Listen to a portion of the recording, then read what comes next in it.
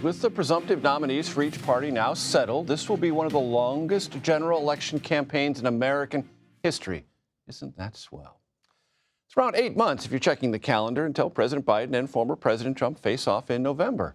The results from the primaries, however, give us some clues as what to look for in the coming months. Olivia Rinaldi, Nidia Cavazos, Taurean Small, and Navarro join us now. Olivia, we'll start with you. Your takeaways. Yeah, I mean, I was covering former President Donald Trump throughout the primaries and now on to the general election. And just to say that his grip on the party is perhaps stronger than ever. Even after 8 years, even after everything that has gone on in the last Trump administration and how he left office, Republicans still are looking to him for guidance on everything from abortion to TikTok, especially as that bill passed today. So really showing that the Trump effect is still there and focused. You know, he showed historic leads in the polls as well, really consolidating the Republican Party in an early fashion and showing that he still has some viability going into the general election. Even we're seeing polls where he's leading in places where he had never led before, that he's leading Biden now, where compared to 4 years ago, he wasn't, and he was never leading in any poll compared to Biden. That shows me that Trump still has a lot of viability and strength going into this general election. Nidia, your thoughts? Well, you know, it's been exactly a week already since Nikki Haley dropped out of the presidential race, but she hasn't been exactly completely out of the picture.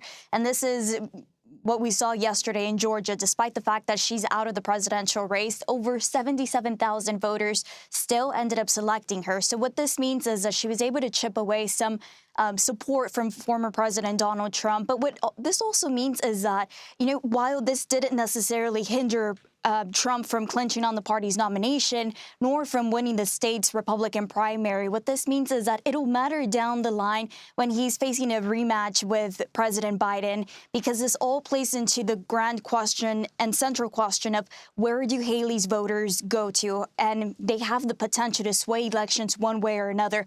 We're talking about many of Haley's voters who, even though they just prior to Super Tuesday, even though they knew that there was high chances of Haley not necessarily making it through and clinching the Republican Party's nomination, they were still very much undecided. And a lot of the answers that we would get and just hear over and over on the campaign trail and across different states, it was if Haley didn't necessarily make it, some of them were going to choose to just sit this election out. So the grand question is, you know, do voters choose to stay within the Republican Party, even though it means supporting former President Donald Trump, and that's not necessarily what they're looking for?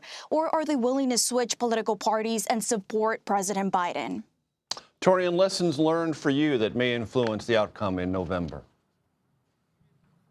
I think it's quite clear that both Biden and Donald Trump are focusing on battleground states moving forward. So what I'll be watching is how they both plan to build this coalition. So for Biden, we saw in 2020, he targeted some of those Midwest states, but also some states that were unlikely going to lean Democrat, like Georgia, where he won just narrowly by 12,000 votes here. Michigan, that was just over 20,000. And in Pennsylvania, it was over 80,000. Wisconsin, 20,000. This is a game of margins, and Biden is going to have to find a strategy to defend those voters, keep them within his base moving forward, because just a few thousand leaving could be fatal to his campaign.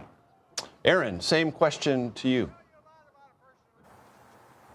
Hi, Major. From covering the Biden-Harris campaign in recent weeks and talking to Democratic voters on the ground in these battleground states, it's clear that they're not necessarily thrilled about the Trump-Biden rematch, but that doesn't necessarily mean they will stay home or that they think Trump will beat Biden this fall. I got a sense, especially on the ground from the more diehard Democrats that are seeing the president speak this early in the cycle, cautious optimism that Biden can pull it out again. But I have heard, especially in states like Wisconsin, where I am now, Michigan and Pennsylvania, that they wish that there was an alternative option, a younger Democrat they could vote for. But when I ask if they'll stay home, they say absolutely not.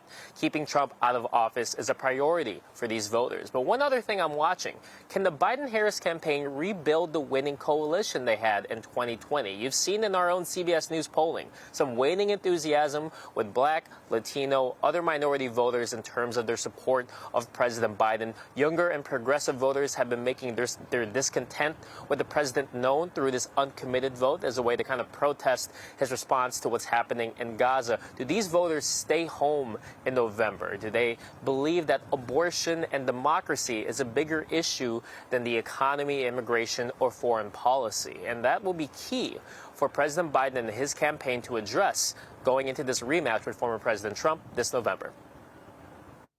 Olivia Rinaldi, Nidia Cavazos, Taurean Small, and Aaron Navarro, we thank all of you so very much.